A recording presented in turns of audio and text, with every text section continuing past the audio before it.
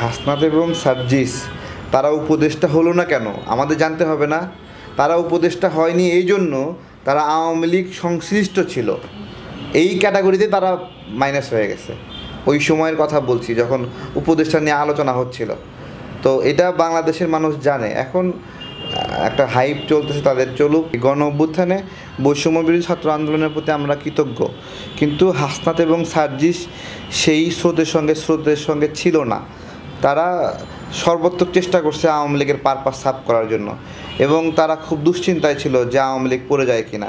তাদের অবস্থান বিষয়ে আর কি বলবো, যে ওদের কারণে রুমিন ফারহানার লড়াই রুমিন ফারহানা করছে, আমার লড়াই আমি করছি, এবং আমরা সবাই মিলে লড়াই করছি। এই জন্যই আমরা মুক্তি পাইছি। উমুক আমারে এসে বাঁচাইছে, উমুকের জন্য এই হয়েছে, এগুলো ফাতরামি যেগুলো যখন আপোষ করছিল। তো একটা গণ অভ্যুত্থানে সবচেয়ে কালো মার্কগুলো এবং আলোকিত মার্কগুলো আমরা দেখব। এখন বিষয় হলো এই গণ অভ্যুত্থানে এই লড়াই সংগ্রামে সেই লড়াইয়ের বিরোধিতাকারী ছিল কিনা রুমিন ফারহানা, এটা হলো আমাদের বিষয়। আমরা সেই লড়াই বিরোধিতা করছি কিনা, বাট এখান থেকে আমরা কোনো চালাকি করছি কিনা এটাও দেখতে হবে।